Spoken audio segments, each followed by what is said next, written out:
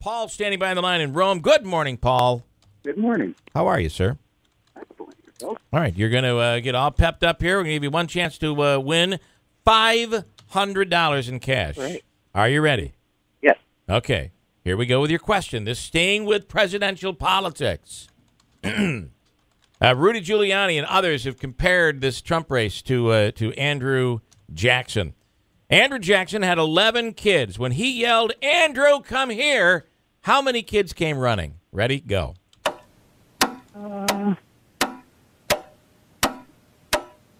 3. You're going to go with 3? Winning. You won $500! It's 3! Yeah! Paul in Rome, you've won $500! Holy cow. Holy cow! And you just took a guess at it. I love it. Wow. Looking at Manaski's eyes like, whoa. I can't believe he got that. Who'd have thunk it? Andrew Jackson had 3 kids named, and now they weren't all his kids. There's a story behind all of it. But the correct answer is, if he had all his kids in one room and he said, "Andrew, come here," 3 of them would come running.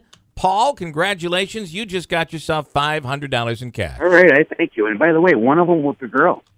And one of them was a girl? No. Okay. No, I checked on that earlier. That would have been really great.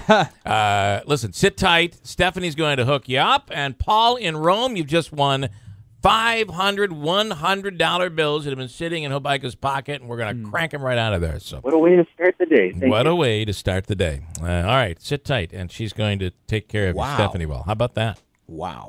Makes you feel good, huh? I got to tell you, Anthony, good morning. Anthony Brindisi, Assemblyman, good morning. How are you? That's a good way to start the day, ripping dollar bills out of Hobica's pocket. I'm sure he appreciates that. Yeah, I'm sure he does. I love it.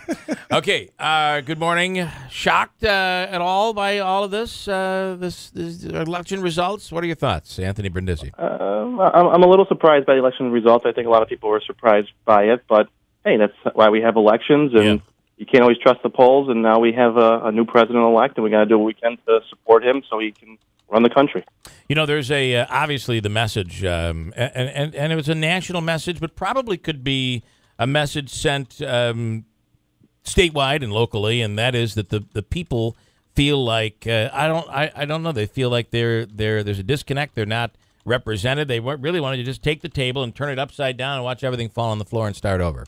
It seems. Well, it was definitely a populist election, and I think Donald Trump obviously did a better job of winning over that message. But populism doesn't have it's not tied to either party. It's really something that happens every so often. And this year, it was the Republicans that held the mantle. And there we go. We got to move forward. But I think one thing that, and I say this all the time to people in my own party, the Democratic Party, they have to do a better job of really reaching out into parts of the country that feel disaffected, that have lost touch with the Democratic Party. You had years and years ago, when Bobby Kennedy was running for president, he would go into the Mississippi Delta and places that were just written off by the country. No one remembered about.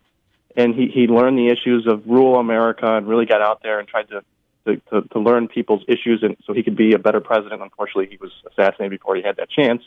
But that's something the Democratic Party really has got to do a better job of. It can't just be a city-centric party. You have to reach out to the Rust Belt and rural America and really learn the issues and speak to the people. And as long as you neglect that segment of the country, you're never going to win another national election. Yeah. So, Anthony, watching the president and Hillary give their talk yesterday about their reaction to the election, I actually, as being independent and somewhat moderate, was pretty hopeful based on what they had said. Do you believe now that this election will lead to them going across the aisle and working with everybody? Do you think that Trump is capable of bringing everybody together like he said? I hope he is. I think words are significant, but actions mean a lot more, and a lot will be said in the next 60 days or so as we start to learn more about who his cabinet will be and some of the policies he's going to pursue in the first 100 days of his presidency. For me, if I were him and we really wanted to show true bipartisanship, I would look at issues that I know we can find agreement on. One of the biggest ones, I think, is infrastructure spending. I think no matter if you're a Democrat or a Republican, you will agree the infrastructure in this country is crumbling, and we need some kind of a national infrastructure program to really start rebuilding our roads, our bridges, our sewer systems, our mass transit. That's something I think anyone could really get behind. So those are the kind of areas I would look for compromise in the first 100 days. And that's kind of you'll see the tone of the presidency as during that time period. A surprise on the outcome of the congressional race, Claudia Tenney winning over Kim Myers, Martin Babbitt. I wasn't really surprised. I said before the election that that was one race where I couldn't predict, and I wouldn't be surprised if Claudia pulled it out or if Kim Myers pulled it out.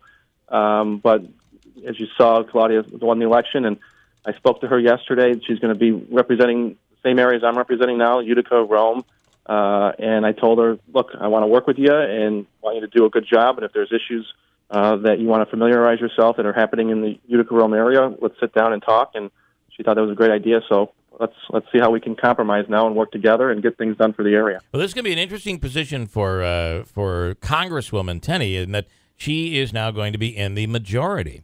Correct. And, there are opportunities for military contracts here in the area, for, it's all that stuff that she really doesn't believe in. You can call it corporate welfare, call it what you will, but that federal money tends to be extremely important for our area. What do you think happens? It'll be interesting because, look, the Republicans control all branches of government at this point coming January. They will be in charge of the presidency and Congress, and she's going to be in the majority. So, she's going to have a unique opportunity to be able to work with the president, who's from New York, to work within her own party and Congress to try and get things done for our area. We have a lot of military installations in Rome that are very important to the economy here in the region. And as I said before, it's very important that whoever the member of Congress is works to try and strengthen those organizations and try and bring more jobs to the area. So there's a lot she can do, and I think she's up to the challenge, and I'm here to help support. You had a tight one. You beat yourself on a couple of lines, and it does feel good to not have to. There is a recount currently. There's a recount going on. To stress out on Election Day, right? I mean, that's always good. It's good, but it's also humbling to know that I get a chance to serve another 2 years in the state assembly, working on things that I want to get finished in the area, and not having an opposition is great. And hopefully, people think that I'm doing a good job, and I've tried to do what I can to work with my other colleagues, whether it's Joe Griffo or County Executive Pacenti, really trying to work together to get things done. And we've done a lot of things in the last 5 years, which are good for the area. We have a lot more we have to do. But I think overall people felt that, in terms of the state assembly seat here, we're going in the right direction, and they wanted to keep the same players involved. All right, we're going to see in 2017, which, hard to believe, we're just a few days away, a few weeks away from that. We're going to see the completion of the arterial project, advance on the hospital project. What will we see when it comes to Nano next year? Well, I hope you're starting to see some shovels getting into the ground, and we see the billing starting to go up for AMS, because that's an important part. And that's a big piece of why I didn't want to run for Congress in the first place, because there is a lot of unfinished business that has to get done in this area. That's a big piece of it. We brought the money in. We secured the money, over $600 million, to make this thing a reality. Now we need to get the actual shovels in the ground, put the facility up, get people in those buildings so they can start working and earning a good paycheck. Assemblyman Anthony Brindisi, thanks so much for your time. I appreciate it.